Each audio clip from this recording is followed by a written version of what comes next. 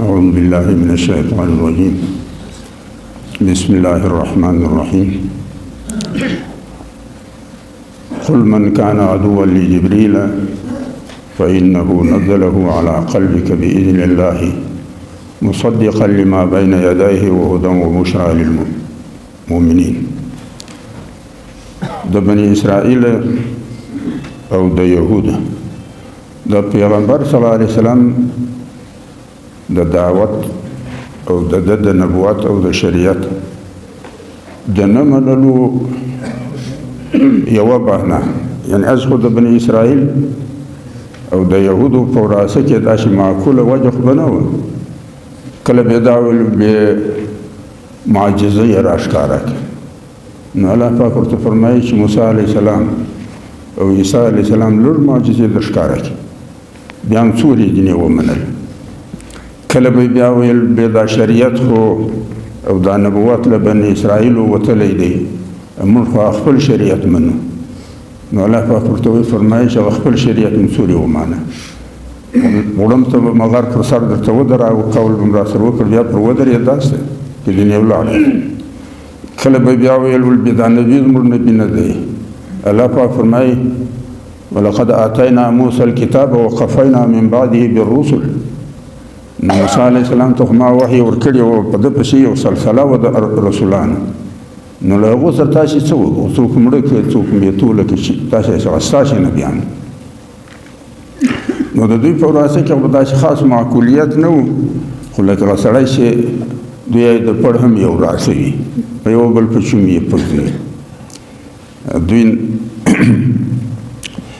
نو یوه بهانه د دوی دا هم وه چې پر تا باندې وحی جبرائیل علیه السلام راوړي او له دغه جبرائیل علیه السلام سره زموږ مدعا دی. ولې چې همیشه لپاره دی داسې خبرې را رسوي چې هغه زموږ د شر او د جنګ وي. د هیکل سلیمانی تباهی او بیا د بخت نصر زموږ گرفتاری او تباهی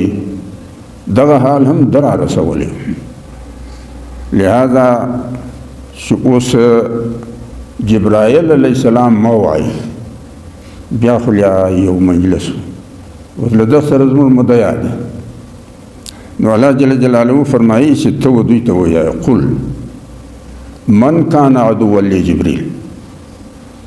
دا د جبرائیل علیه السلام مدعا به څوک او پر څه یې کړي، یعنی دا پر چیش به دا مدعا به پر چیش،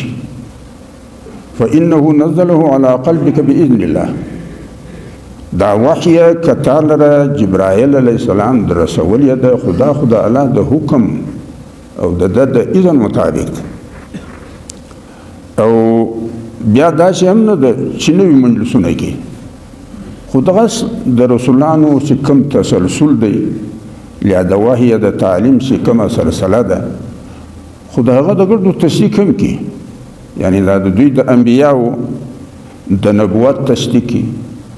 د دوی د شرایعو تصدیق کي، د دوی د صحایفو څخه کوم تعلیمات پکې لیکلي دي د هغو تصدیق کي. نو داسې نوی مجلس خو نه په خپله خوښه دی چې ګویا تاله وحی در ولیده، بلکې د الله په حکم او په اجازه دی. نه بیا یې داسې نوی مجلس دی، خو هغه نور تسلسل د نبوت او د رسالت او د وحی دی. او بیا الله جل جلاله فانه نزله على قلبك باذن الله مصدقا لما بين يديه وهدى وبشرى للمؤمنين. چې کوم صحایف او تعلیمات د ترو انبیاو موجود دي، د هغو دای تصدیق کی دغه وحی او د خدای پرستی پر شخلیار باندې په کامله یکسویی سره د ژوند د ترولو رهنمایي کوي. وبشرى للمؤمنین، او چې د کومو خلکو ایمان د ژبې پر سر نه دی بلکې عمل یې ورسره دی، و دغو ته د کامیابۍ زره یې ورکوي. نو دا اوس کوم داسې مجلس دی چې تاسو به پر دغه مدعا ورسره کوئ، او چې یو ورځ ستاسې د مدعا بنیاد دغه شي بیا دا مدعا له جبرائیل علیه السلام سره نه ده، بیا دا په سر له خدای سره. الله جل جلاله فرمایي ومن کان عدوا لله ولملائکته ولرسله ولجبريل وميكال فإن الله عدو للكافرين. نو دغه عمل چې د کوم پر بنیاد باندې دوی زموږ له جبرائیل علیه السلام سره مدعا ده، دا مدعا له بیا دې پر دغه ځای نه ده، دا مدعا له الله سره ده. ولې جبرائیل علیه السلام خو دا عمل په خپله خواهش نه دی کړی، او بیا چې له الله سره شي بیا یې له ټولو کارندو سره مدعا ده. ولې ملایکو د خدای په حکم چلایي، په خپله مرضي خو نه چلایي. بیا یې له ټولو رسولانو سره هم مدعا ده. ولې چې دا رسولانو چې څومره دعوت رسولي دي و انسانیت ته، دا خو د خپلې خواهش او مرضۍ نه دی، د الله په حکم یې رسول. او جبرائیل علیه السلام او میکائیل علیه السلام دا خو له ټولو سره مدعا ده. او الله پاک فرمایي چې یو له ټولو سره د چا اخیستې وي او مدعا یې وي، دا په سر نشي رسولی. ولې چې ان الله عدو للکافرین، بیا خو نو زه هم مدعي یم، او چې یو له ما سره مدعا واخلي بیا خو په د زورور مدعا وي، بیا پاتړي څنګه. نو اوس پر مخ باندې الله جل جلاله و نبی صلی الله علیه وسلم ته د دغه خبرې اطمینان ورکوي چې دا ستا کار په دغه کې پریشانی مه دروله. انسان دی همیشه لپاره، انبیاء علیهم السلام خو هم هغه انسانانو چې دا ګرد دنیا به پر یوه خوا وه او دا قسم قسم مجلسونه به کېده. نو د یوه سړي خو بیا خامخا اندېښنه بدله شي چې اوس دا زه پر کومه روان یم، دا څه کوم. نو الله جل جلاله په یو آیت کې فرمایي دا اذکروا اذ انتم قلیل مستضعفون فی الارض تخافون ان یتخطفکم الناس فآواکم وأیدکم بنصره ورزقکم من الطیبات. الله پاک مومنانو ته وایي چې هغه شپې خو هم در پر زړه کې یاست چې تاسې بیخي ډېر لږ واسه او بېوسه هم ډېر بېوسه واست، او هر وخت به م زړه هار پار و چې دې مخلوق که پر رهایی شو خو تر پښو به م لاندېږي. نو لیکن ما په ځان پورې ونیواسته او بیا م خپل مدد در سره ملګری کړ. اوس نن تاسې د ځان حال وګورئ. نو که د الله جل جلاله د هدایاتو ضمن دی په یکسویي سر سړی تروي، داسې نه چې ایمان یې د ژبې د سر وي، نور یې عمل د ایمان نمونه نه وي، یا چې داسې په توللي زړه وي، بیا دا حالات خو خدای بدلوي. زه دا ملګریو ته وایم چې دا ابراهیم علیه السلام داسې یې په اور کې ساته او په اور کې هم داسې ساته چې اور ته ویل یا نارو کوني بردا وسلاما علی ابراهیم. یو خو سوړ څه یعنې ګرمي ختمه کړه،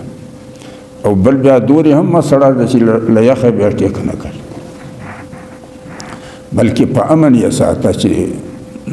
نه یخ او نه ګرمي. نو اوس تاسې راته وویاست چې بظاهر خو اور کلي سپروي، مګر ابراهیم علیه السلام یې ویښته هم نه راته راغله. خو د دغه معنا دا ده چې الله پاک د تاریخ په حواله و موږ ته خپل قدرت راښکاره کړی دی چې دغه وینې دا تاریخ دی، دا څوک نشي دروغجنولی. نو دا اور خو د خپلې مخې نه دی، بادار لري چې اجازت نه ورکوي د چا په ویښته هم نه وتروي.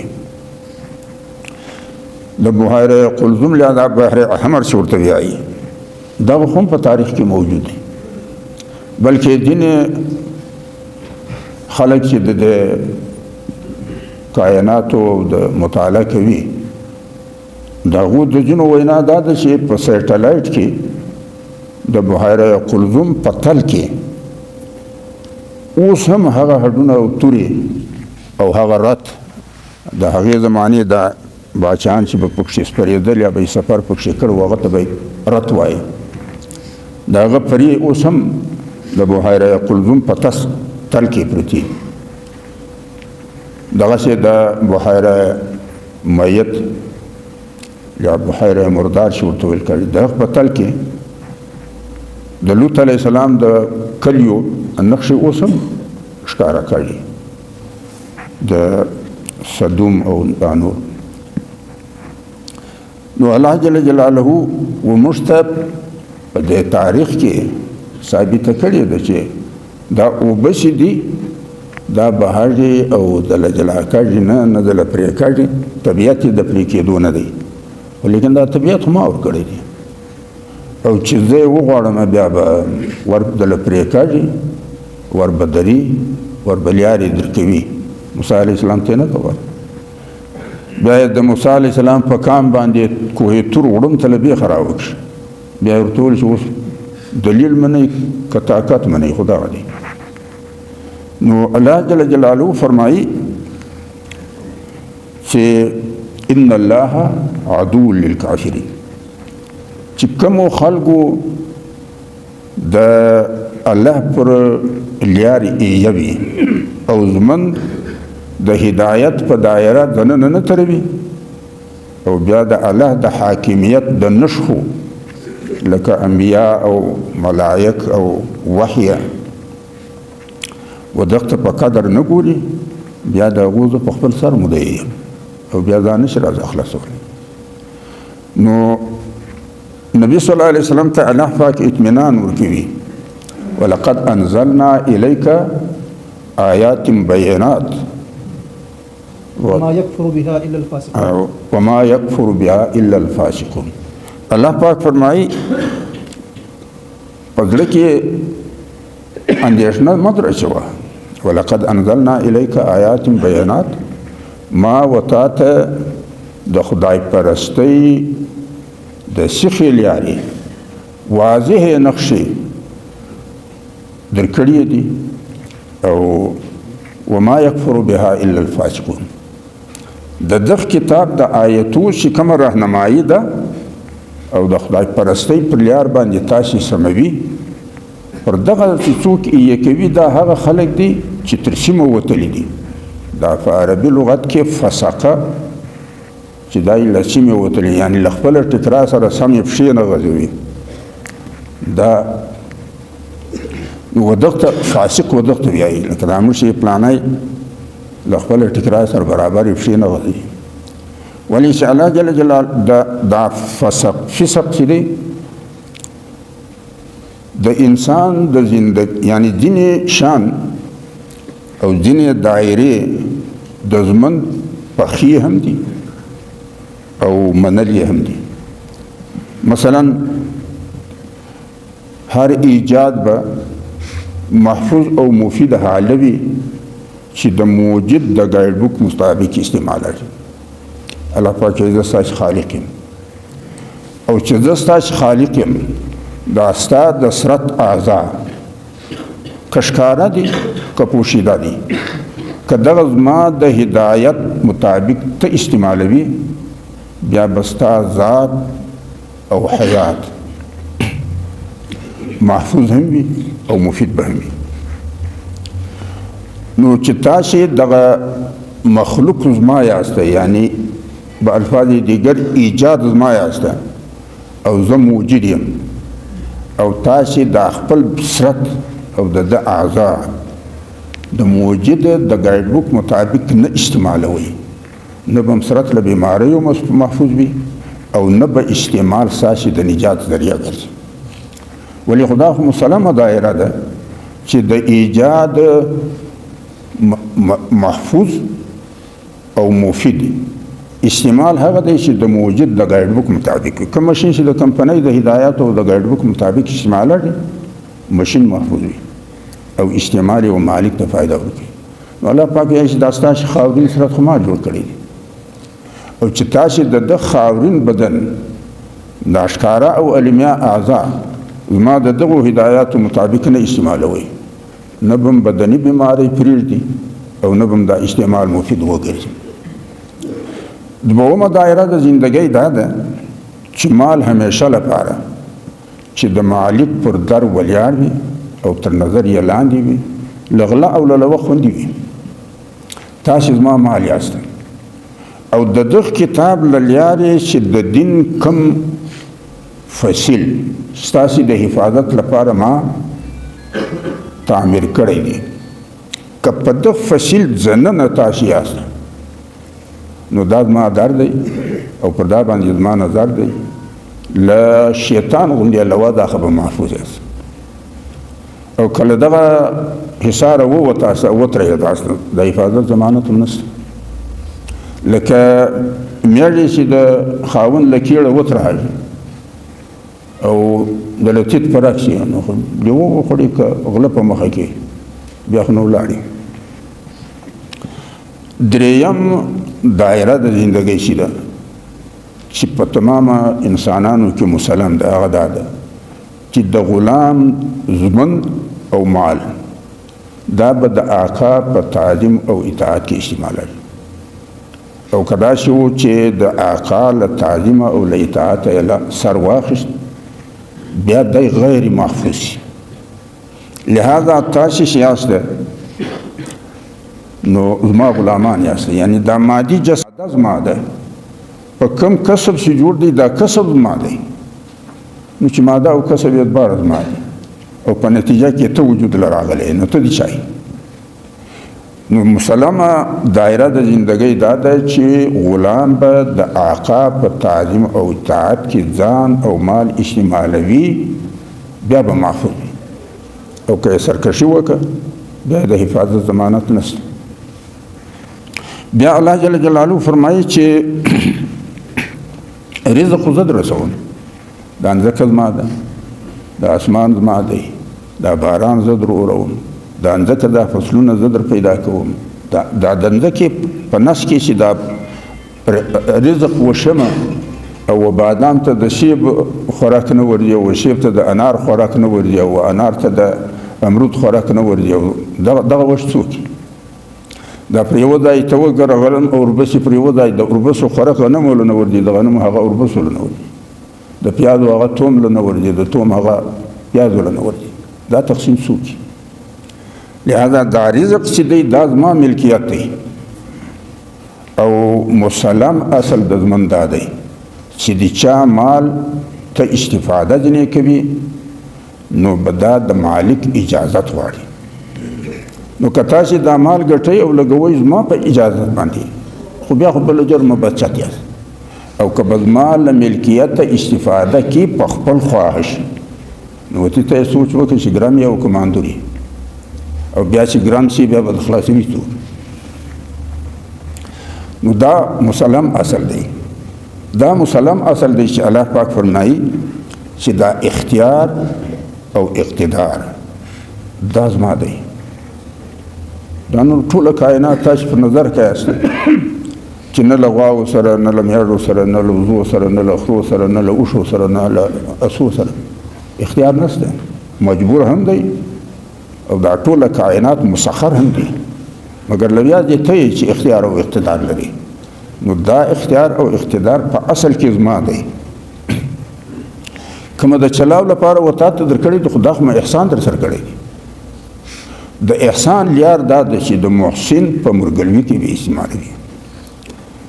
او چې د محسن احسان د محسن وسعالي ته برابر کړ دا ناشکري ده نو دا اختیار او اقتدار هم درکړي نو دغه کلمه په خلافت او نیابت کې استعمالوي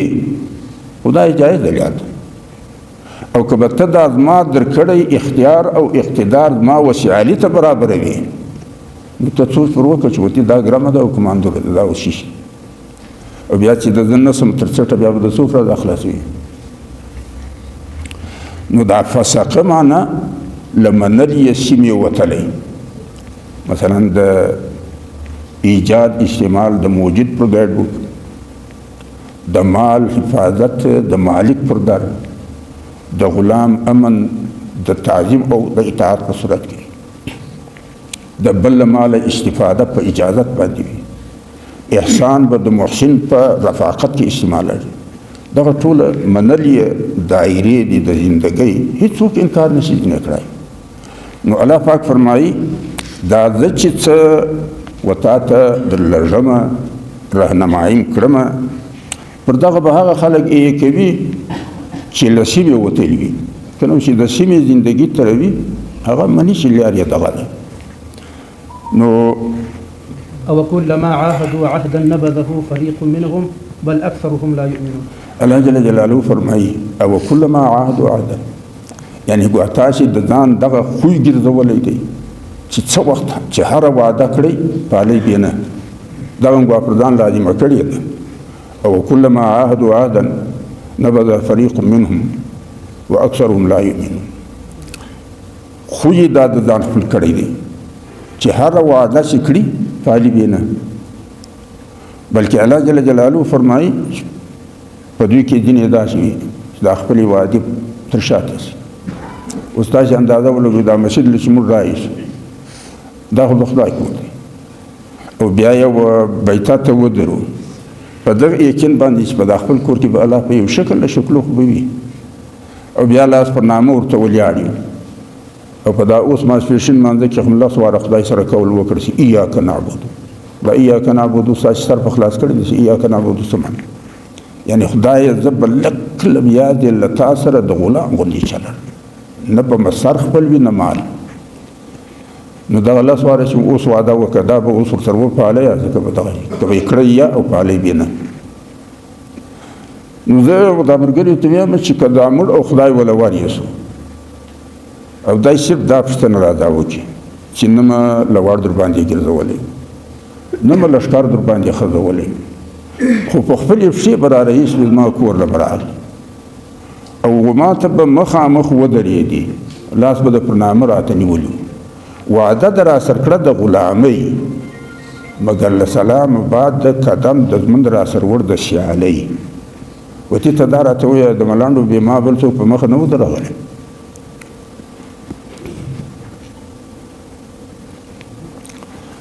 نو دغه مجلسونه په کار دا دی چې سوچ ور وکړي یعنې اوس دا نوم خو داسې نه دی چې بس چې ده د ولګولی زیاتې ولاړې په ماندوس خو ځان د ښه په ګرام کړ ولې خو کور له یې ورغلې کول د ورسره وکړ. نو الله جل جلاله فرمایي او كلما عاهدوا عهدا نبذه فريق منهم بل اكثرهم لا يؤمنون. وعده دوی له لو سره خو یا دغه ده چې وعده به کړي یا خو پالي بې نه بلکې الله پاک فرمایي بل اکثرهم لا یؤمنون. په دوی کې غلو برخه د هغو خلکو ده چې ایمان یې د ژبې د سر دی عمل یې د ایمان ترجماني نه کړي. نو که یو د بني اسرائیلو دغه خو یا د خدای ناخوښه ده نو تاسو سوچ وکړئ چې ورته زموږ هغه بې خوښه وي که بې ناخوښه. او كلما عاهدوا عهدا نبذه فريق منهم بل اكثرهم لا يؤمنون. ولما جاءهم رسول من عند الله مصدق لما معهم نبذ فريق من الذين اوتوا الكتاب كتاب الله وراء ظهورهم كانهم لا يعلمون. ولما جاءهم رسول من عند الله الله پاک فرمایي او پیغمبر صلی الله علیه وسلم ته تسلی ورکوي چې دا بیا د له سره نه دي دا یې امر په اوبه کې پلنې ده دا د دوی له لو سره عادت دی چې په هر وخت په هر زمانه کې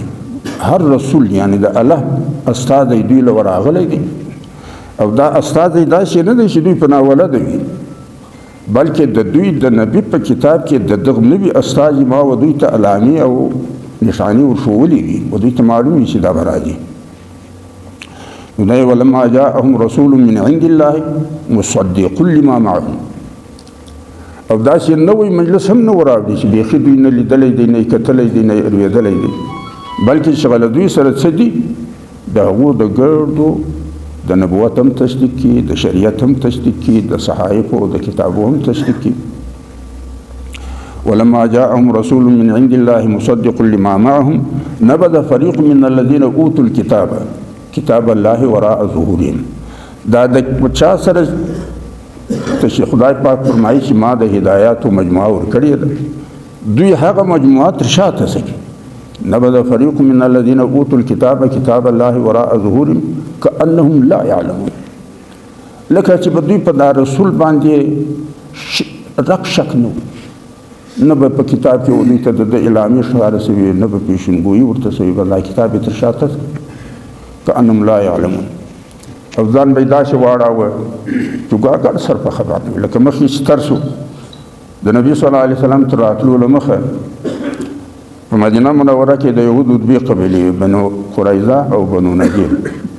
بنو قریظه د اوس حلیف او بنو نذیر د خزرج. او چې بیا به چېرې جنګونه او مرګونه وو بیا به دوی غورې کې چې بس شپې رانږدې دي نبي به پیدا کړي موږ به ملګري یو بیا به له تاسې پورونه ګرځو. بیا چې دی پیدا شو الله پاک وایي داسې نه شي پېژنې نه شناختی نه یې ښه ورته معلوم په تورا کې معاف شولي اوس کاړي کړي چې نه مني بیا نو الله جل جلاله فرمایي ولما جاءهم رسول من عند الله مصدق لما معهم نبذ فريق من الذين اوتوا الكتاب كتاب الله وراء ظهورهم كأنهم لا يعلمون. نبی صلی الله علیه وسلم ته دا اطمینان او تسلی ورکوي چې د یهود او د بني اسرائیل چې د الله سره کوم رویه ده دا له سره له نبیانو سره له رسولانو سره دغه ده ته ډېر داسې پریشانی مه پکه. واتبعوا ما تتلو الشياطين الشياطين على ملك سليمان وما كفر سليمان ولكن الشياطين كفروا يعلمون الناس السحر وما انزل على الملكين ببابل هاروت وماروت. الله جل جلاله فرمایي چې پرلیار نه دي مگر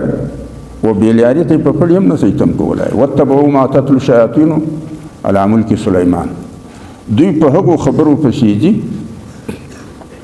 چې شیطانی قوتو د سلیمان علیه السلام له رحلت بعد د د ریاست او د حکومت پسې کم دروغونه او پروپاګاندا پسې تړلې وي دوی په هغو مجلسو پسې.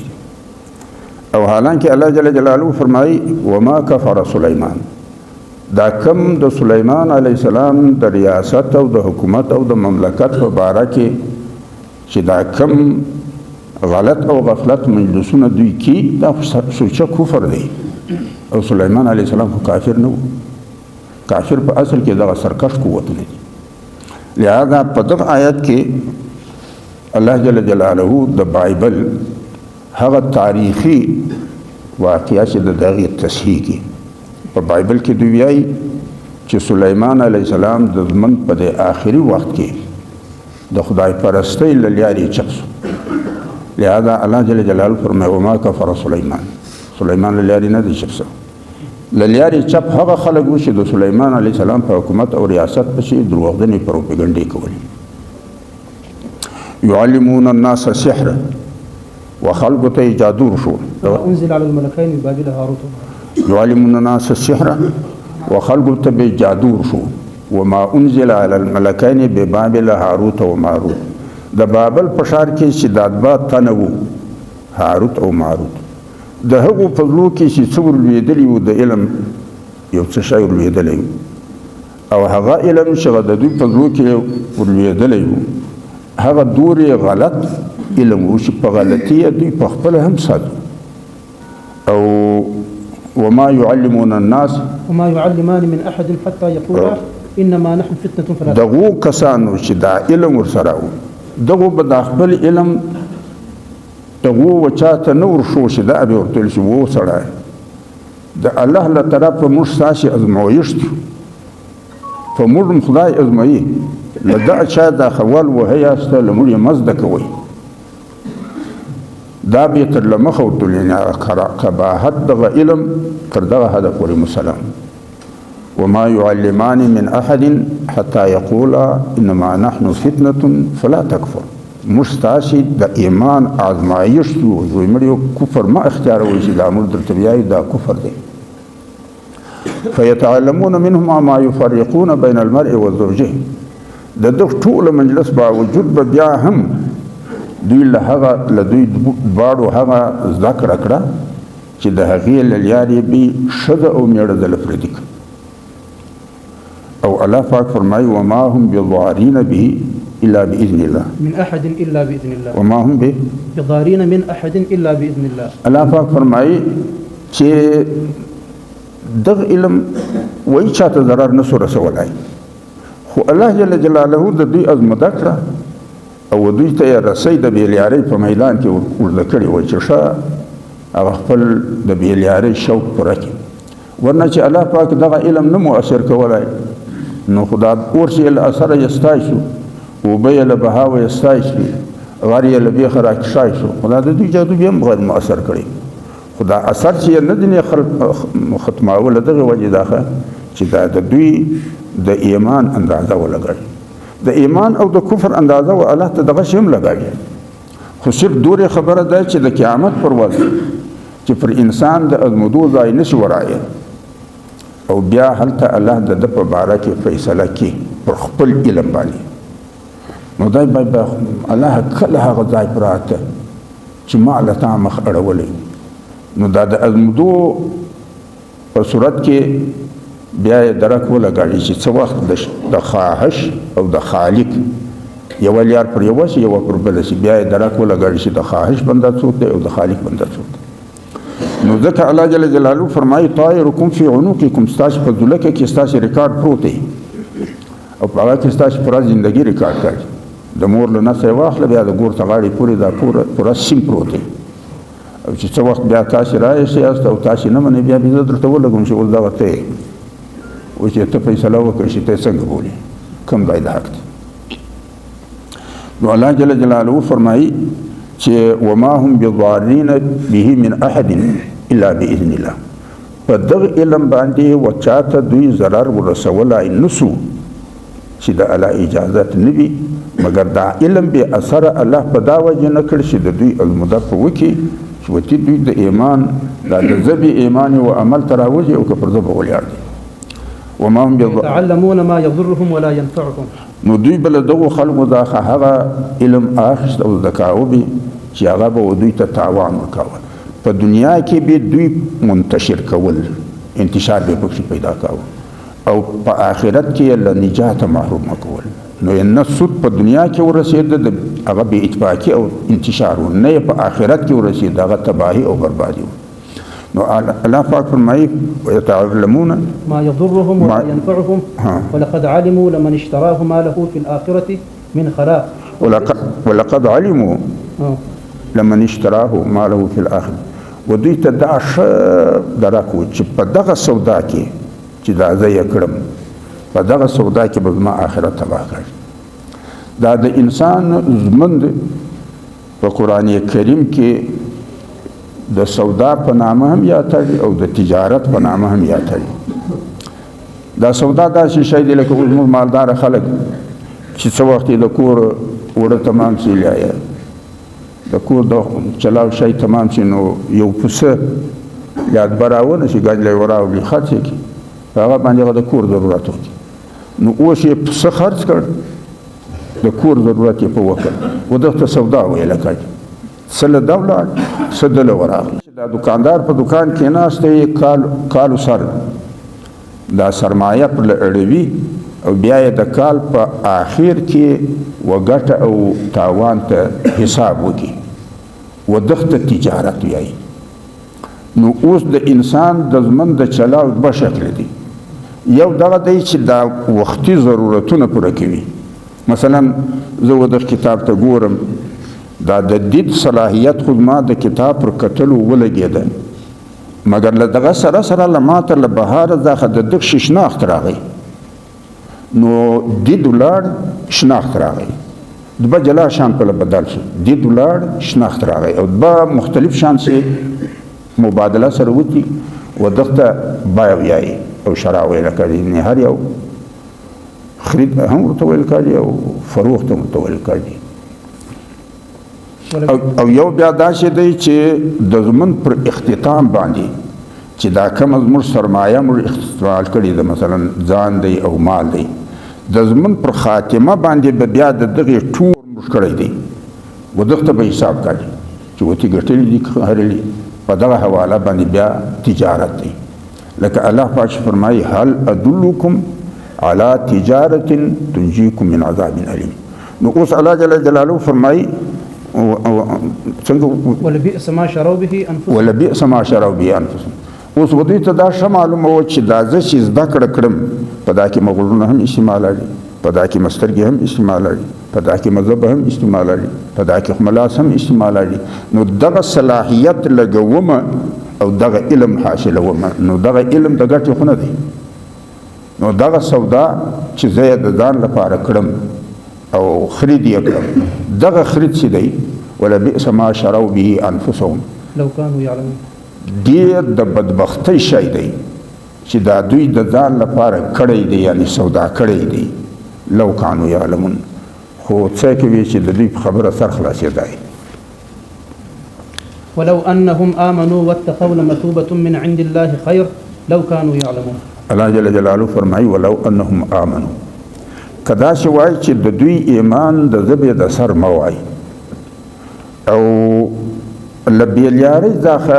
د الله له هدایت څخه چپېدو څخه ځان کتلی وی. واتقوا یعنی د خواهش له ژمن دی پرهې ساتلی وای، د هدایت پر لار یې ژمن ترولی او د خواهش له ژمن دی ځان ساتلی. نو لمثوبة من عند الله خير، لمثوبة من عند الله خیر، د واپسۍ ټکانه چې د الله په کور کې د دوی وه هغه به د دوی لپاره ډېر خیر. یعنی اوس دا موږ شو دا مادي دنیا، دا مادي دنیا موږ په هغه دنیا کې یو چې په کومه دنیا باندې د الله براه راست حاکمیت دی او موږ هر یو په هغه خپل کور کې یو چې د الله د براه راست د حاکمیت په دنیا کې زموږ دی. خو دا اوس په دغه وجه باندې موږ د هغه منظر نسو لیدلی چې زموږ د دید او د هغه منظر په مابین کې د مادې د دغه مادې پردې پرتې. انساني روح چې تر څو پورې د مادې په کالبد کې دی په هغه دنیا کې هم دی چې براه راست الله حاکم دی او د هغې دنیا په هغه کور کې هم دی چې هغه د استوګې ځای دی. خو اوس یې په دا وجه نه ویني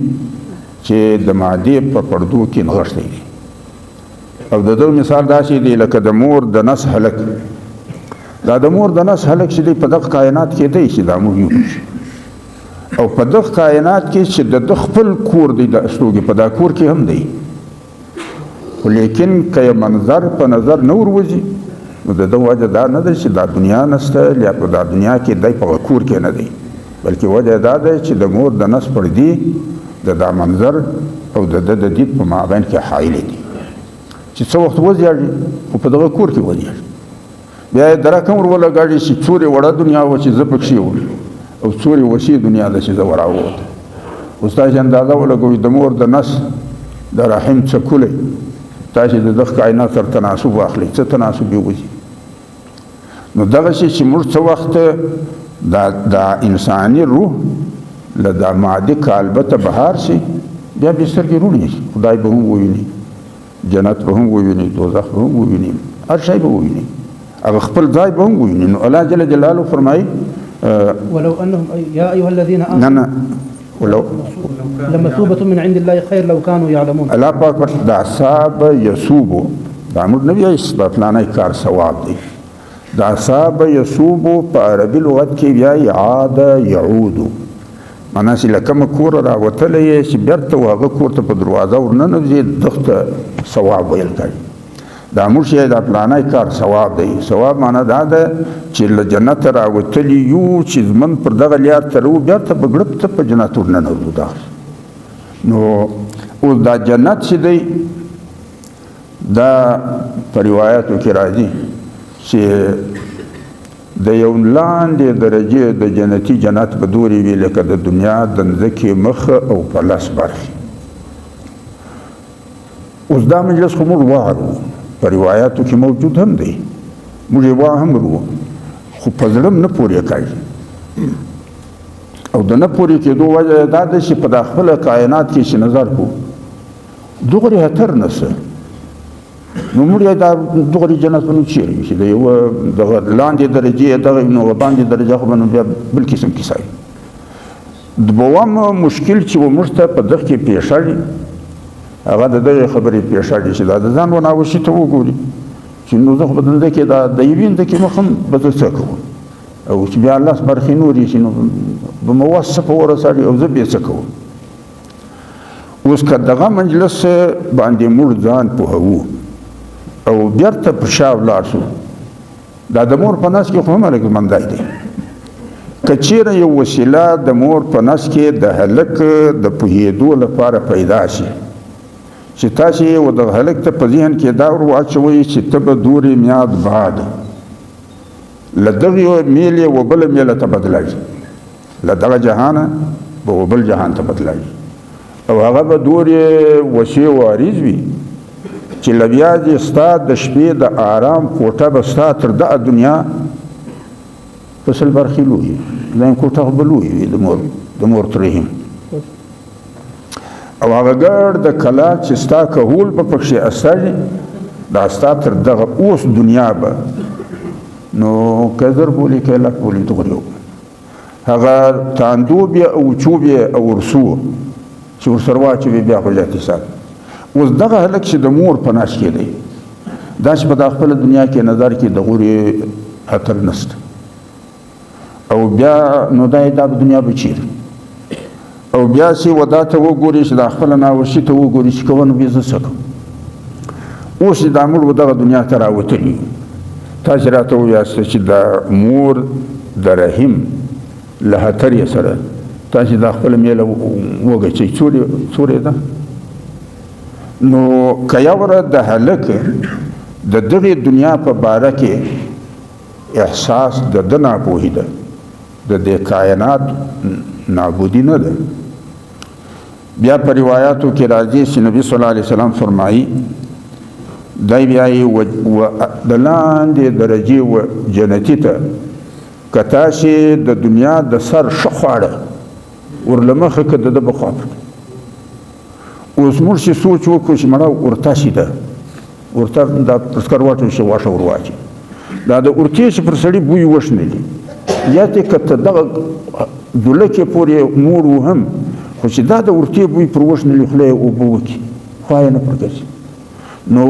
په دام سر نه خلاصېږي چې اوس به پر خوږو خوړو به د سړي خوا ته لګېږي. خو چې تاسې سوچ ورته وکړئ د مور په نس کې د هلک د سرت د ور د اخیستو لپاره خواړه شته خو له زیږېدو بعد یې هغه خواګرځنې هم دي او د صحت په تاوان هم دي. په څلوښتي کې چې د مور د نس د تیو پی د هلک بهترینه غذا ده مګر وطنکي زڼې ته چې د مور کای په پیاله کې ور ولواسي ورته ویلی شي بیا یې پر تبه برابر وي او که یې خواګرځنې نو کدبي مرحلې زموږ د زندګۍ داسې دي چې د یوې مرحلې خواړه د ژوند په بله مرحله کې خواګرځنې دي نو که درېیمه مرحله بیا داسې راځي چې د دغې مرحلې خواړه خواګرځنې وي دا عقلاً څه داسې بود نه پکې ښکاره کړي چې دا ګواه دا ګران شی دی. درېیمه خبره چې پکې راځي د جنت په باره کې چې په جنت کې به وتا ته روزي په طلب در رسېږي زړه د وغوښت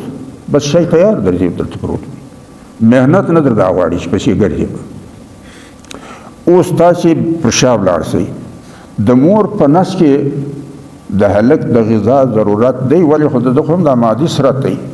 چې ورته په اخلي نو د مور په نس کې و دته د غذا ضرورت دی خو لیکن دا غذا و هلک ته په طلب رسېږي او که محنت هم ورسره نو که یو ورځ دا د زندګۍ یو مرحله زموږ په تجربه کې داسې شته چې حالت روزي محنت نه غواړي بلکې په طلب رسېږي نو که بله مرحله د زندګۍ بیا داسې راځي چې حالت به روزي په طلب رسېږي او محنت مې نه غواړي. بله خبره چې د جنت په باره کې راځي هغه دا ده چې د انسانانو خوراک به د خواهش مطابق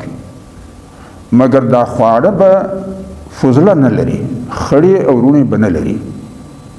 نو اوس موږ چې شاته ولاړ شو د مور په نس کې هلک له غذا د وجود د پرورش لپاره ورسېږي مګر دغه غذا چې دا ټوټل د هلک د سرت حصه جوړوي فضله نه لري. ما خو ته اوس نه دی اورېدلی چې هلک د مور په نس کې یا غول وکړي یا امتیاز نو که یو ورځ د زندګۍ مرحله داسې تېره شوې ده نو که بیا دا مرحله راځي نو مشکل به کوي عقلاً خو داسې خاص مشکل نه معلوموي. دا تبلیغي حضرات چې مثلا وایي چې پرهور به د سړي اویا منه خوراک او دا خلک تعجب ورته کوي. تاسې اندازه ولګوئ چې د مور په نس کې د هلک د غذا مقدار به څومره که چېرې یو پیمانه یو وخت پیدا پسې اندازه یې ولګوي بیا چې د لمور وزیږي او د تیدر او دلو میادې وي دا د مور د تیو د پیو غذا چې ده د دغه مقدار به څوري وي او دا اوس موږ څوري مقدار دی د دغو چې موازنه سره ولګوي په خپله به درک در ولګوي چې څوري فرق دی نو که د مور د نس د غذا وزن تر دغه وزن ډیر کم دی چې دا د زیږېدو بعد او د څلوېښتۍ د پیو او دا د څلوېښتۍ د مور د تیو چې کوم د پیو غذا ده د دغه وزن تر دغه ډیر کم دی چې دا اوس موږ یې خورو نو تاسو دا تناسب سره وباسئ چې ورته څوري فرق پکې راځي نو لهذا الله جل جلاله فرمایي لمثوبة من عند الله خير لو كانوا يعلمون لمثوبة من عند الله خير وکم کور ته چې د خدای په براه راست حاکمیت کې دوی بیرته راګرځي دغه کور د دوی لپاره ډېر بهتر دی او که د ارمان دا دی چې که دوی په پوهېدا يا أيها الذين آمنوا لا تقولوا راعنا وقولوا انظرنا واسمعوا وللكافرين عذاب أليم دا آیتونه چې دي دا اوس د مؤمنانو لپاره دي د مؤمن زندگی یوه انفرادي ده او د هغه معنی دا دی چې د انسان د سرت چې څورې اندامونه دي ښکاره دي او که له نظره وتلي دي دا به د الله په اجازت او د پیغمبر صلی الله علیه وسلم پر سنت برابر استعمالوي نو دا د سړي انفرادي زندگی ده او یو دا بیا د اجتماعي زندگی د پنځګونۍ سر چې دی دا له مسرش نه دي او پر موږ نو خدای رحمېدلی دي زموږ ځانداني ژوند دی لکه د حیوانانو مثالان هم زیات یا بمبینه یا بیمنونه نو دا د پنځګونۍ زندگی چې ده دا له امامت ده او د علماء کرام په دا مسله خو اول به ډیره پر ځان بد لګول اوس به زما خش کمه لګوي چې دا د امام ښکاره کول دا د شریعت له فرایضو څخه یو فریضه ده او هغه ته دوی د علماو په زبان کې نسب امام بیایي نو دا نسب امام یعنی دا د مصر او بیا د هغه پیروي دا په دا شیعګانو کې ډیره کلکه وه سنیانو لاس یې نه واخیست او اوس دغه دی چې شیعګان تر موږ اتفاق لري او موږ لکه د څر پسونه یو پر یوه منډې وو بل پر بله منډې وو نه رهبر نه مشورات نه پیروي نه اطاعت نه پنځګوني هېڅ شی نشته نو دغه آیتونه چې دي دا الله پاک د مسلمانانو د اجتماعي زندګۍ لپاره د رهنمایي دي الله پاک فرمایي یا ایها الذین آمنوا لا تقولوا راعنا د ایمان خاوندانو چې له مصر سره د مشورې په مجلس کې کښېنه یاسته او بیا پر یو معامله باندې تاسو مشوره کوي نو تاسو د ځان سهولت مه ګورئ بلکې د معاملې ضرورت ګورئ ولې چې تاسو ځان هوسا کوئ یاست معامله به قرباني ډېره غواړي او تاسو به ځان هوسا کوئ یاست نو بیا خو ضرورت نه سپره او چې ضرورت نه سپره بیا خو ناکامي جهت مقدر ده نو الله جل جلاله فرمایي یا ایها الذین آمنوا لا تقولوا راعنا چې له مصر سره د مشورې په مجلس کې کښېناستاسته بیا په دغه مجلس کې و مصر ته دا مه بیاسته کیهی مه کړئ په دا مجلس کې د معاملې و ضرورت ته ګورئ چې څورې قرباني غواړي او دا مصر ته مه وایئ چې مړه دا زموږ خوارې دا زموږ نیستې دا زموږ بېکسې او دا زموږ دغه شی ودې بیا د مجلس مه کوئ بلکې وقولوا انظرنا د همت مجلس کې یاسته چې یو ورځ د دغې معاملې ضرورت د دورې قربانۍ وي بیا ته غم مه کوه د عمل په میدان کې ته بیا زموږ نندارې کوه چې موږ څه کړو خو لیکن دا کسر چې په مشوره کې و مصر ته دا بیایي چې بیا مه ته نندارې کوه دا دوه قسمې وي یو دا وي چې و مصر ته دمکۍ ورکوي چې دغه شی به درمرداړه کړم چې بیا به په پاکېدو پر اسلام نه پاس واخلي خو الله پاک یې داسې نه واسمعو دا د شرارت نه د همت وانظرو یاست دا د شرارت لپاره دا مه وایه چې ته مې بیا نندارې کوه چې داسې به یې مرداړه کړم بلکې الله جل جلاله فرمایي چې د همت مجلس کې یاسته واسمعو د عمل په میدان کې بیا د مصر مجلس د غوږ نه سیاست تر ترغې ما سرکشي مه کوئ نو په مشوره کې هوسایي مه کوئ مه غواړئ او په عمل کې سرکشي مه کوئ وللکافرین عذاب علیم بدترینه ناکامي د هغو خلکو په برخه وي چې لیا ځان هوسا کوي لیا بیا سرکشي په میدان د عمل کې کوي نو چې ځان هوسا کوي د معاملې ضرورت به نه پوره کوي او چې په میدان د عمل کې سرکشي کوي نو به په خپله د انتشار ښکاري نو ځکه الله جل جلاله فرمایي یا ایها الذین آمنوا لا تقولوا راعنا د ایمان خاوندانو د مصر په مجلس کې و مصر ته دا مه ویاسته چې ته زموږ دا زموږ د بېکسۍ دا زموږ د نیستۍ دا زموږ د ناوسۍ د دغه خیال وساته الله پاک دا مه ویاسته بلکې د همت برپور صرف کوئ او دا ویاسته چې وانظر تم نندارې کا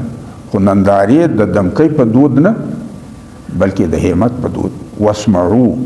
د عمل په میدان کې د مصر و مجلس د غوږ نه سیاست پر غوږ یې برسره مه تروئ وللکافرین عذاب علیم ولې چې بدترینه ناکامي د هغو خلکو پر برخه ده چې لیا ځان هوسا کوي لیا د عمل په میدان کې سرکشر وجوړي ما یود الذین کفروا من اهل الكتاب ولا المشرکین ان ينزل عليكم من خير من ربكم والله يختص برحمته من يشاء والله ذو الفضل العظیم او بیا الله جل جلاله فرمایي چې خاص کر په داسې ماحول کې چې د وشو سړی ګډ سره نه لري الله پاک فرمایي چې تاسو په داسې ماحول کې یاست چې کوم مشرک دی او که عالی کتاب دی د یو له تاسو سره وش نشته وش خو یې په کور پورې پات څه د خدای شی نه در باندې رابلل نو ما يود الذين كفروا من أهل الكتاب ولا المشركين أن ينزل عليكم من خير من ربكم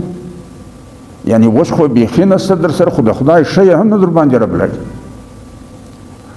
نو چې الله یو طرف داخه د معهول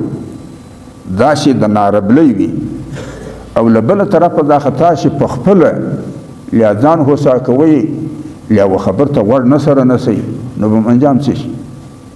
نو الله پاک فرمایي ما يود الذين كفروا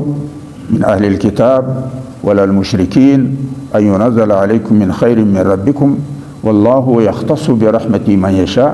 والله ذو الفضل العظيم الله پاک فرمایي چې معهول هر څورې ناسازګار وي چې پتا شي کې کوتاهي نشي راي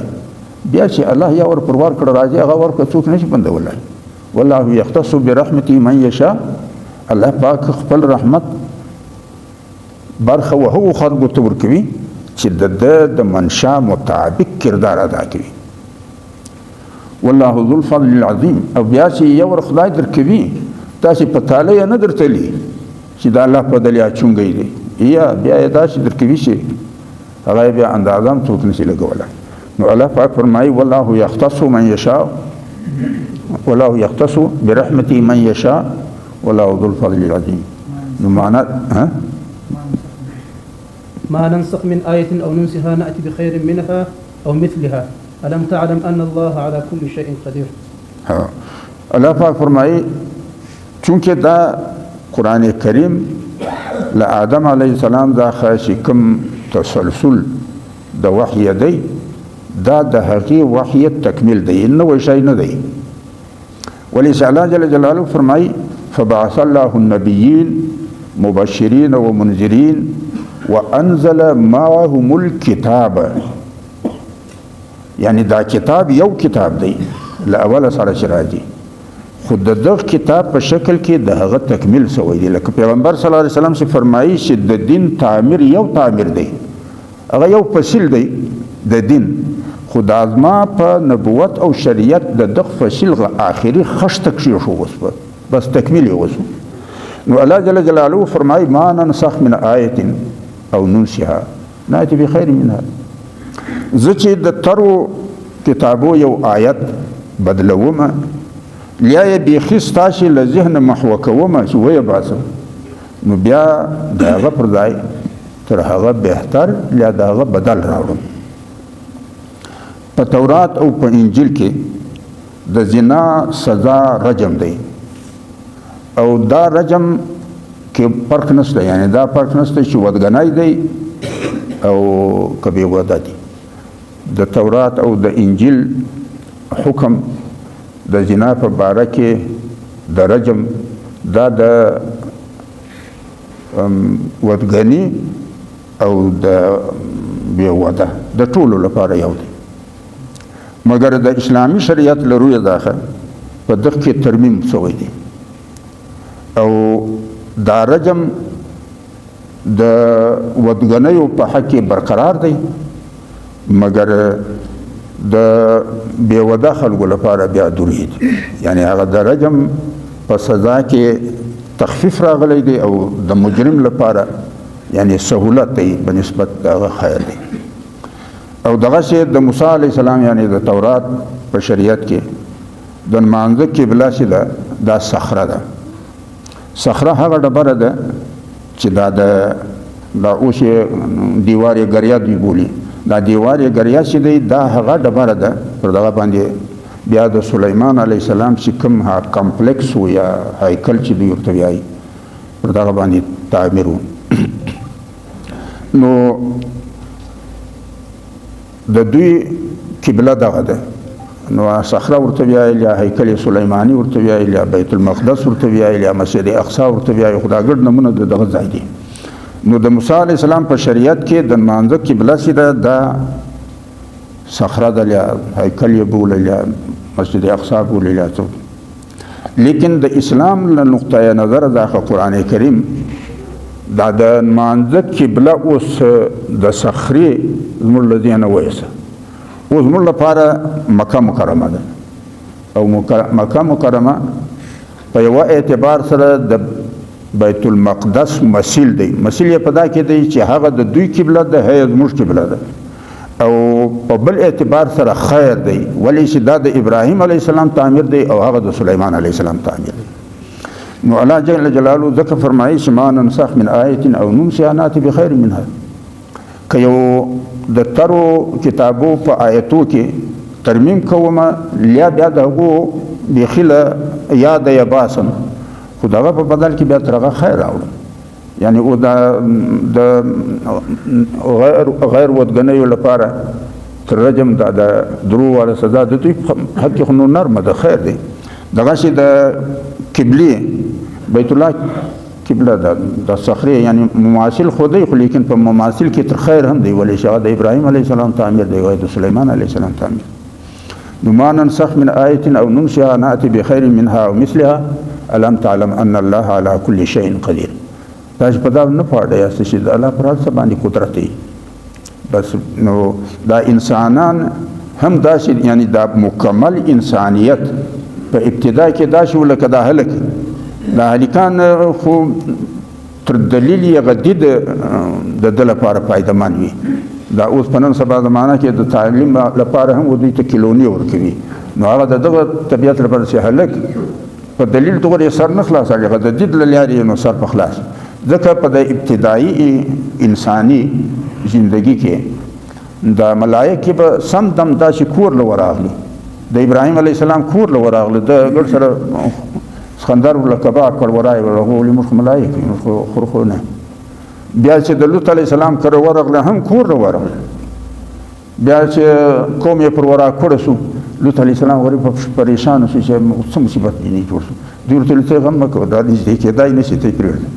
د سهار سپېدو ته لږ ګوره چې وتې سپېدې راپرې کړي بیا یې تعال ګوره. نو په ابتدا کې دغه شی و. اوس نو لکه هغه انسانیت هم شباب ته ورسېده. اوس نو د کائناتو مطالعې دي، څوک پر سپوږمۍ باندې د ځان لپاره پلاټونه غواړي، نو انسانیت خو اوس په شباب کې راغی. نو ځکه هغه مجلسونه اوس په هغه وړه باندې نه دي لکه هغه امید شو. نو الله پاک فرمایي ما ننسخ من آیة او ننسها نأتي بخیر منها او مثلها الم تعلم ان الله على كل شيء قدیر. قدیر معنی دا دی چې د طفولیت د زمانې هدایت یو رنګ دی او د ځوانۍ د زمانې هدایت بل رنګ دی. نو هغه اول چې کوم هدایت و هغه په انسانیت یا په خاړپوچي کې و، دا چې پر پښې نه ودرېدلی. اوس چې کوم هدایت دي دا خو د ځوانۍ د زمانې هدایت دی، هغه د هرې زمانې مطابق. ألم تعلم أن الله له ملك السماوات والأرض وما لكم من دون الله من ولي ولا نصير. الله پاک فرمایي چې تاسو په دا ښه سر خلاص دی چې الله پر آسمانو یعنی پر بالای کائنات او پر سفلي کائنات باندې حاکمیت لري او چې تاسو د الهي هدایات یعنی تاسو د الله په حاکمیت کې ځننه یاست او همیشه لپاره چې د چا د باچاهۍ په دایره کې من سړی تروي نو بیا د حفاظت لیار یو ده باچاه به مني باچاهي به مني د باچاهۍ نښې به په لوی سترګه نشي پر قانون به برابر چلل او کدا شي و چې وضع اړوله او سر یې تر اړاوه نو بیا یې هم امن غوښت بیا یې بل لیار هجرت دی یعنی چې لغه باچاهۍ بار شي بلې باچاهۍ لاړ شي نو الله پاک هم موږ ته دا وایي چې یا معشر الجن والانس ان استطعتم ان تنفذوا من اقطار السماوات والارض فانفذوا کدا ما د باچاهۍ تر څنډه تاسو و تاسو بلې باچاهۍ لتلا شي خو بشکل ما سر واخلي بلا شي بل ځای کډ وکياسه په بل باچاهۍ کې بواړو ویل ما خلاص نو او کډ هم نه سي بار ولای او بیا اطاعت هم نه کوي او زړم هم دغه غواړي چې په امن وای نو جاته خو بم زړه غواړي په تاسو به درسه سینه نو الله پاک فرمایي علم تعلم ان الله له ملك السماوات والارض وما لكم من دون الله من ولي ولا نصير تاسو په دا سر نخلا سړي چې د الله پر بالای او سفلي کائنات په ټول باندې حاکمیت دی او تاسو ما په حاکمیت کې ځننه استړي دا ما په حاکمیت کې ځننه چې تاسو امن غواړي بیا به ما پر نظام او قانون چلالي وما لكم من دون الله من ولي ولا نصير نبد ځان بل مل مرګره من دکې او نبد څوک مټل ما په مقابله کې درکې ما په باچې کې څوک رمانه شي خلاصولای او کزان باسي بشک وای باسي پر بل خپلار سي کوم په واس پراته أم تريدون أن تسألوا رسولكم كما سئل موسى من قبل ومن يتبدل الكفر بالإيمان فقد ضل سواء السبيل. مسلمانانو کې هم کله څوک داسې ولبته دا صفا درات سره زر کړي وای نو بد څنګه شاو او دا د مکه ځکه درا تاسې شو هوار میدانونه راجوړ کړي وای هغه نبی صلی الله علیه وسلم په یو آیت کې الله پاک فرمایي دا قل لا املك لنفسي ضرا ولا نفعا الا ما شاء الله لا اقول عندي خزائن الله ولا اعلم الغيب ولا اقول اني ملك الله پاک نبی صلی الله علیه وسلم ته ما خدای نه دي ته ویل چې لما سره د سرو زرو خزانه دي تا خو ما نه دي دروي دا ما نه دي ته ویل چې ولا اعلم الغيب دا هم نه دي ویل چې زه په غیب خبري ولا اقول اني ملك ما سپینس پښتو خو مت ځان نه در شو ولې چې بيخي چپ قدم ناراضه شو کړي خو زه د الله له طرفه ځاخه ستاسو د پوهول ور لپاره راغلی ما په دلیل بم پوهوم په دې به د خپل عمل په تاسو د دوم چې داخل نو دوی بول به کده دا صفا غونډې سرو زرو جوړ کړی وای دا د مکې مکرمین ځکه د داسې پراخ خوار میدان جوړ کړی یقول لا املك لنفسي ضرا ولا نفعا عزت ځان تاوان او نقصان په وسنه دی پر ځان الا ما شاء الله مگر خدای سراسر کول هغه براسر نو ځکه الله جل جلاله فرمایي ام تريدون ان تسالوا رسولكم كما سئل موسى تاسو هم هغه په واخ رغالي ارزي هغه د بني اسرائيل قدم واخ چې نبی داسې بې ځایه سوالونه کوي هغه بل به کله بل به خدای را باندې ووینه چې خدای مړ نه وي لیدلی په تام باور نه کړي کله به څه ورته ویل کله به څه نو الله پاک ورته ام تريدون ان تسالوا رسولكم كما سئل موسى من قبل ومن يتبدل الكفر بالإيمان فقد ضل سواء السبيل لدغه مجلسو د الله پاک ایجاد ودر یاسته هغه د بنی اسرائیل پښتنې او هغه د انبیاء او معجزې هغه اوس کافي دي کوم یو ورځان په پاوه هغه پیدل یاسته کوم نه په پاوه چې دا انده پر بل اټوار الله پاک په یو آیت کې فرمایي لو اننا نزلنا عليهم الملائکه وكلمهم الموتى وحشرنا عليهم كل شيء قبلا کدا ملائکه په خپل حالت او کیفیت کې زور اصلي کوم چې دا د مړه اوس یو ګرځا ملائکه او دا د هیدرو مړي ګرد ورچینه چې مړه دا د نکته د اورجت د پلان ایته ورغه اوس ستک نسته وحشرنا عليهم كل شيء قبلا او دا نظر وتلی هر څه مړي ته مخرج کړي چې مړه د جنت ایته ټول وای سبحان الله ای مخ ورمول چې جادوګر دی او د ولید هي جنت هي دوله او د څه پکړي نو الله جل جلاله فرمایي چې له دغو مجلسو ذاتې حل کاږه یاسته معجزې ښکاره شوي دي هغه د بني اسرائیلو سوالونه او پوښتنې ډېرې دي تاسې په هغه قدم او په هغه خوی ځان مخ رنګوئ یاسته ام تريدون ان تصلوا رسولكم كما سئل موسى من قبل من يتبدل الكفر بالايمان فقد ضل سواء سبيل چې دا د ایمان په بدل کې سړی انکار خپل کې نو دغه د ده لپاره د تفاعل مجلس فمن بدل الكفر بالايمان ومن يتبدل الكفر بالايمان فقد ضل سواء سبيل دا د خدای پرستی له سخي لري دا سړی وښتي دا د ځان تاوان دی لہذا الله جل جلاله فرمایي چې اوس جاتې پوښتنې پرېږدئ یاسته معجزې ترې شوي دي تاریخ دی او دلیل په مخ کې پروت دی نو عبرت له تاریخ واخلئ او ځان په دلیل پوه کړئ یاسته ود كثير من أهل الكتاب لو يردونكم من بعد إيمانكم كفارا حسدا من عند أنفسهم من بعد ما تبين لهم الله پاک فرمایي چې اهل کتاب یعنی بني اسرائیل یهود و نصارا دا باوجود چې په منځل کې ښه سر خلاص خو زړی دا غواړي چې تاسې لکه چې دوی بې لارې دي دغسې له ځانه څه سونپېره کړي ډېر کړي او تاسې هم بې لارې نو چې له یوه طرفه دا خو دوی ستاسې و بې لاري ته لنډۍ ملا تړلې ده له بله طرفه تاسې له نبي دا خو دغه مطالبې کوئ یاست نو په انجام څه شي ود كثير من أهل الكتاب لو يردونكم من بعد إيمانكم كفارا حسدا من عند أنفسهم من بعد ما تبين لهم الحق فاعفوا واصفحوا حتى يأتي الله بأمره إن الله على كل شيء قدير الله جل جلاله فرمایي چې تاسو په دوی غوړ مه باسئ یاست مه په غاړې کې ورسره لوړ یاست او ما له خپله لیارې څخه قدم چپوئ بس دوی غوږ پر دوی کونو د دوی څه کړي یا څه بیایي په دغه ډېر چوټ مه وایاست فاعفوا واصفحوا حتى يأتي الله بأمره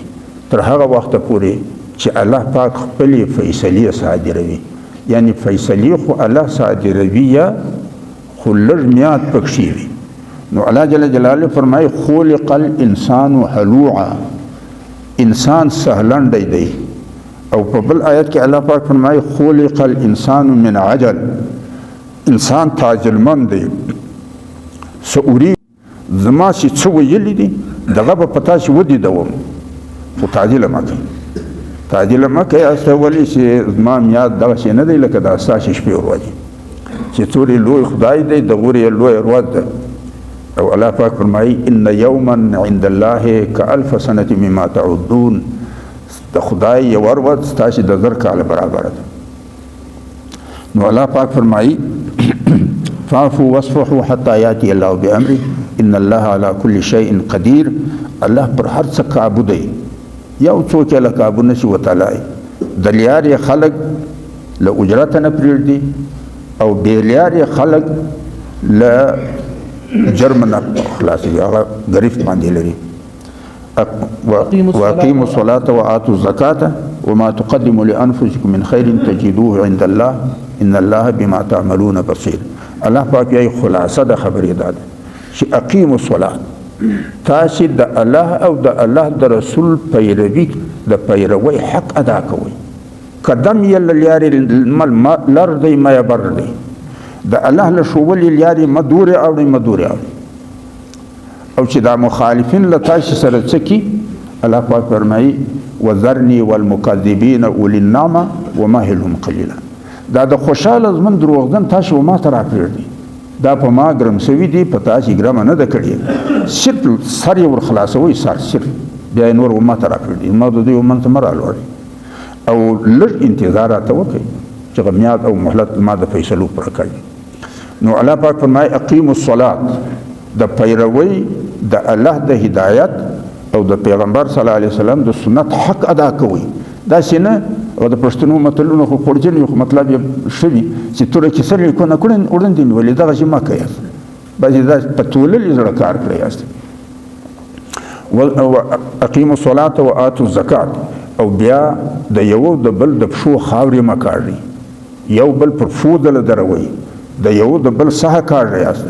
د یو د بل په ضرورت کې په کار وله ورځئ یاست داسې مه کوئ یاست چې تاسې به ولیاړې نړوئ یاست د پښو خاورې به دله کاږئ یاست دله پرځوئ به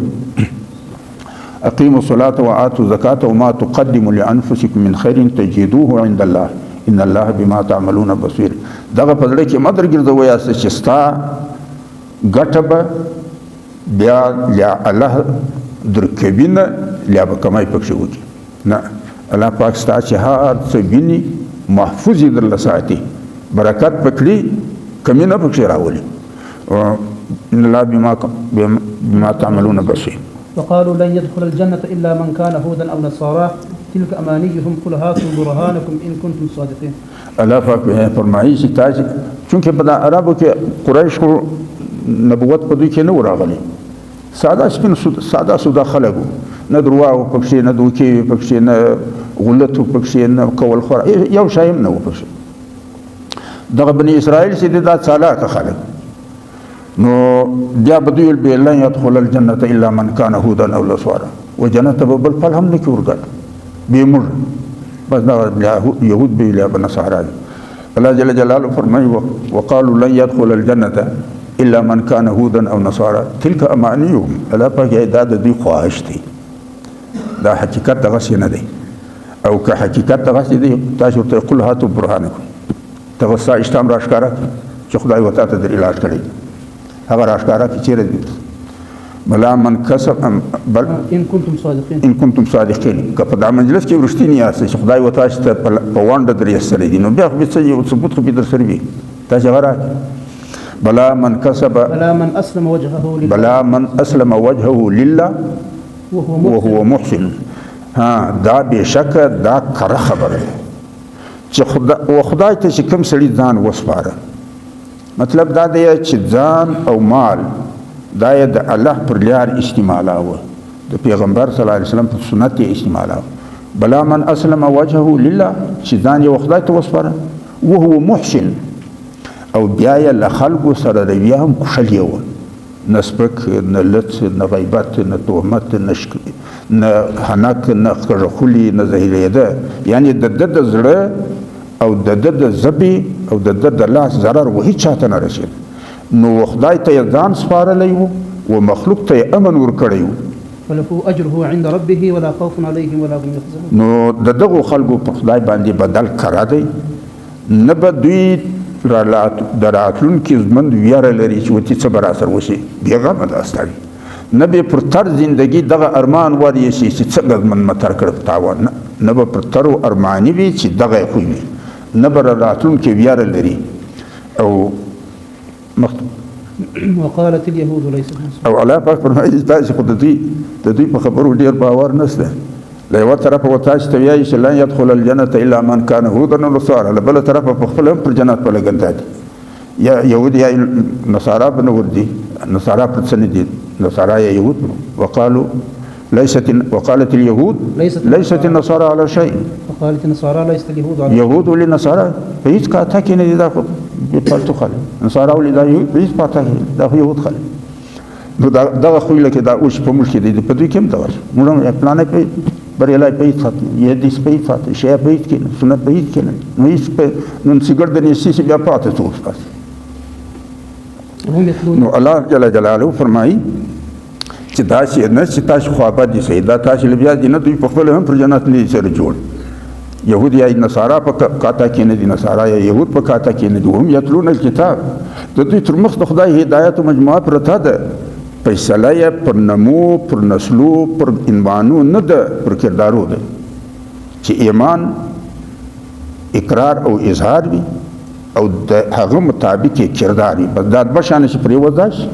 بیا نوم یهود وکړي نوم نصارا وکړي نوم مؤمن وکړي نوم مجوسي وکړي، بیا یې فرق نشته. كذلك قال الذين لا يعلمون مثل قولهم فالله يحكم بينهم يوم القيامة فيما كانوا فيه يختلفون. دغه د مشرکینو هم دغه راي، مشرکینو هم دغه ویل یقربنا الى الله زلفى، فلانای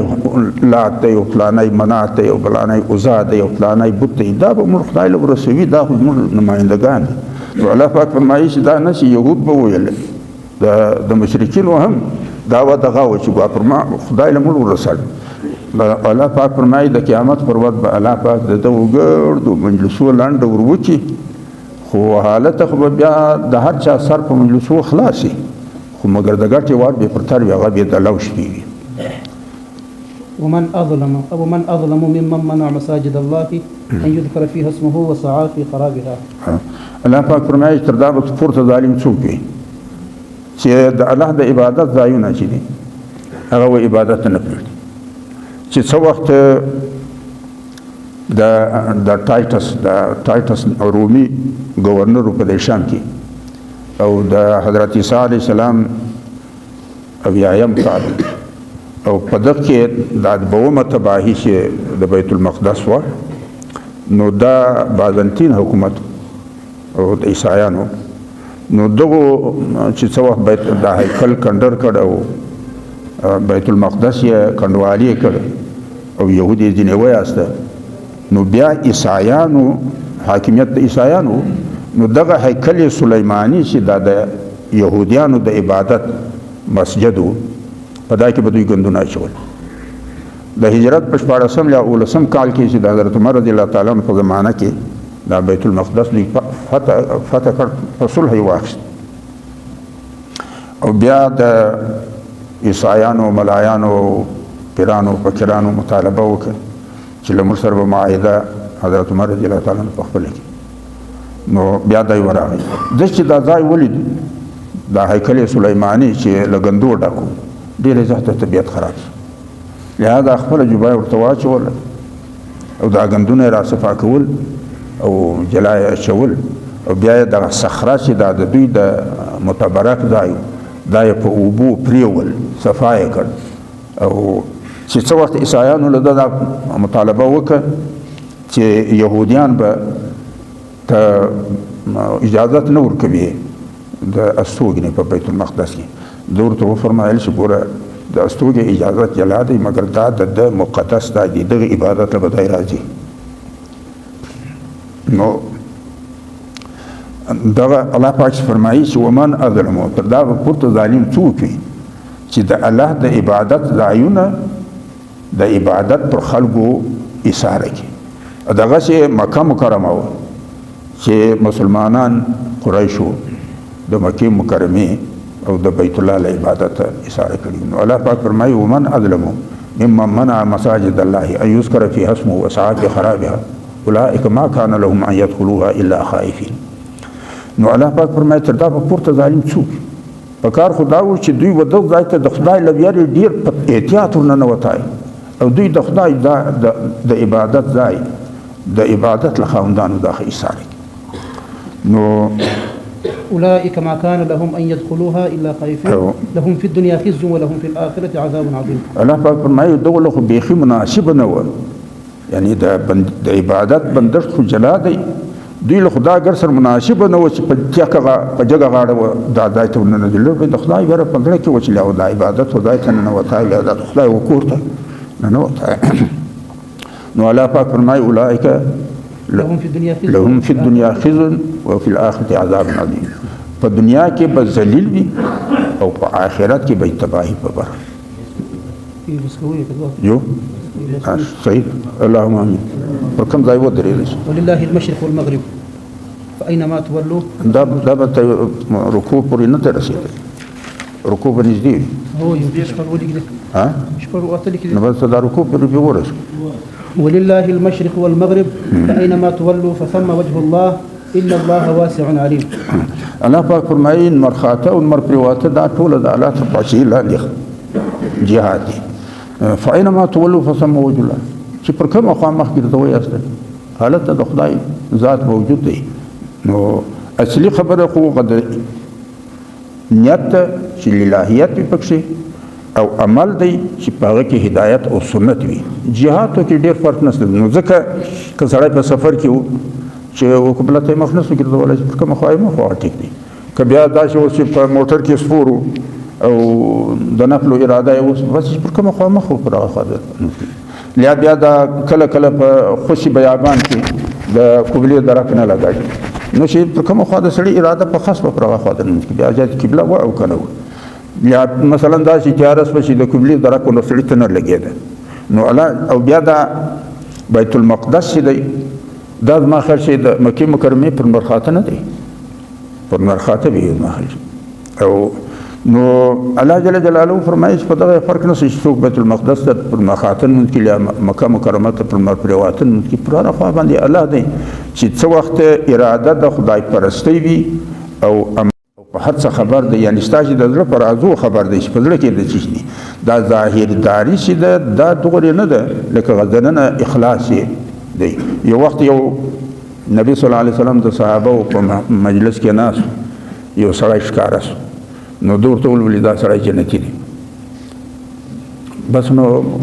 یو ورځ بیا بدرې واره چې دا وویل د یو سړي په زړه کې اندېښنه پیدا شوه چې وتې دا څه کوي، نو چې څه وخت لټېده ورته ولولي خوښه ده نه ده چې زه له تا سره ولاړ شم، زه ولې راځه خو یو دوې درې شپې یو سره وکړي اوس یې څار کړي چې وتې کړي څه، خو هم د معمول مطابق زندګي یو داسې خاص شی نه وپرشي. نو د آخر چې ځینې رارهي کېده نو زه د رخصت رضاخه اخلم او زه در ځم جاتې،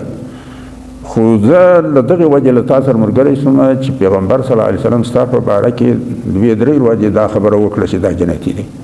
ما کتې چې اوس په تا کې څه خوی دی، ما په تا کې داسې خاص خوی نه ولید، نو ده ولې بس دغه یم چې دا ودلیدم نور خاص خوی. خو دا ځینې رهي شو داسې یو څو قدمه چې واخېسته ده پسې غږ کولې ته راوګرځه، هغه چې راوګرځې ولې نور خو زه په ځان نه پاړم، خو د الله پر مخلوق نه ناربلي نه ده راغلي، ده ولې بس خو دغه دی. نو دا د مخلوق نارب لرو چې دا د خدای ناخوښه وي. نو ډیر دا ظاهرداري د انسان په انجام کې دورې کردار او اثر نه لري لکه اخلاص او للهیت. نو الله جل جلاله فرمایي چې وقالوا اتخذ الله ولدا سبحانه بل له ما في السماوات والارض كل له قانتون. دغه بل اجلال په خدای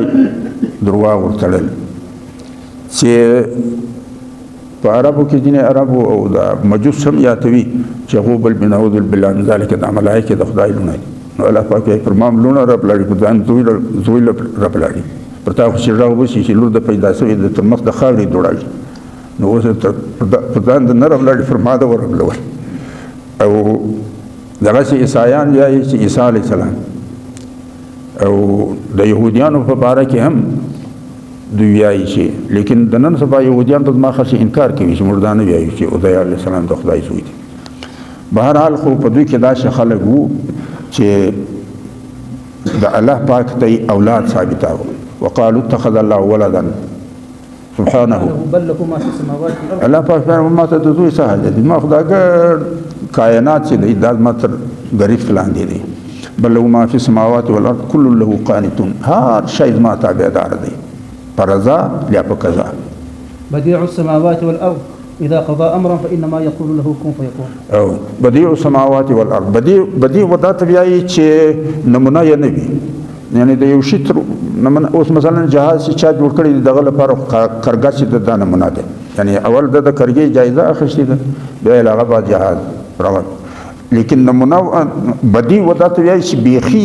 هیڅ اثر نشته، بیخي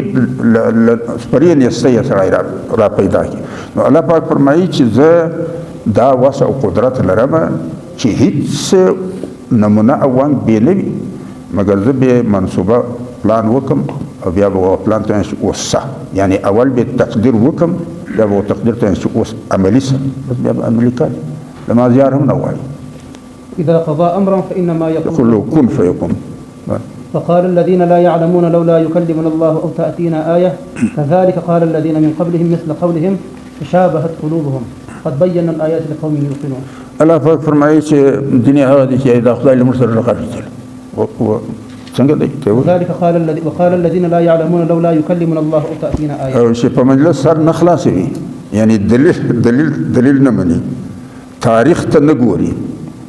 الله جل جلاله په قرآن شریف کې دوه سورتونه دي. په یو صورت کې زموږ مخ و تاریخ ته اړوي، او په بل صورت کې زموږ مخ و تاریخي مقاماتو ته اړوي. یو صورت دی والعصر، الله جل جلاله فرمایي چې د دنیا تر تاریخ تاسو وګورئ، د قومو عروج او زوال تاسو مطالعه کړئ چې دا چا عروج کړی دی خو یې څه وو، او چې بیا پر زوال راغلی دی بیا یې څه تبدیلي کړې. او بل صورت دی والتین والزیتون وطور سینین وهذا البلد الامین. دا موږ هم چې یو ځای مثلا یو درخت ولاړ پر یو ځای پر اوبه باندې انځر ولاړ موږ یې انځر کای یا شپونګای یا شرونګای نو د عربو په ژبه کې هم چې په کومه علاقه کې کومه درخت پیدا کېده هغه نوم یې د هغې درخت نو دا تین چې دی دا دغه غر په غره کې پیدا کېده دا انځر چې دا دمشق ښار پر جوړ دی دا کوم غر باندې چې د دمشق ښار جوړ دی په دغه کې انځر پیدا کېده او دا د نوح علیه السلام ته منسوبه علاقه ده نو الله پاک فرمایي چې تاسې دا تاریخي مقامات باندې توجه وکړئ او دا د دمشق غر دلته یو نوح علیه السلام دا په مقابله کې ټول قوم او حکومتونه او زیتون دا کوه زیتون بیا په بیت المقدس کې دی او دا د عیسی علیه السلام ته منسوب ځای دی او تور سینا هغه غر دی چې موسی علیه السلام ملاقات کړی دی او بلد امین مکه مکرمه ده نو دا څلور ځایونه د څلور اولو العزم انبیاو په تاریخ ته موږ متوجه کوي چې تاسو دا ځایونه وګورئ دلته به یو سړی راپورته شو قومونه حکومتونه لښکرې دا به په مقابله کې وي دا یو سړی چې په تاګردو قومو باندې غبرل وچیش پکې دغه تاسو وګورئ چې چیش پکې نو ځکه الله جل جلاله فرمایي كذلك قال الذين من قبلهم مثل قولهم تشابهت قلوبهم نو دغه چې دوی یې چې دلیل تاریخ او دلیل نه ګوري یا خدای دې له موږ سره وړي او الله پاک فرمایي چې تر دوی له مخه هم دغه ناپوهان خلک تشابهت قلوبهم قد بين الآيات لقوم يوقنون الله پاک یې تاریخ هم په مخ کې درته یې دی دلیل هم درته بیان کړی دی منل او نه منل استاش په ګټو په تاوان کې دي قد بين الآيات لقوم يوقنون چې د چا په وراسه باندې باور پیدا کړي یا پر مجلس یقین کې وغو ته لاري واجه دی ولې لاري سپینې مهري پرتللی اوس که څوک پر دې په کبنه پر دې نه إنا أرسلناك بالحق بشيرا ولا تسأل عن أصحاب الجحيم الله پاک فرمایي إنا أرسلناك بشيرا ونذيرا ولا تسأل عن ستا په جما باندې او پیغمبر صلی الله علیه وسلم ته فرمایي چې دوی خبرې د سمې لارې زری ورک د چپې لارې له تباهۍ وډروه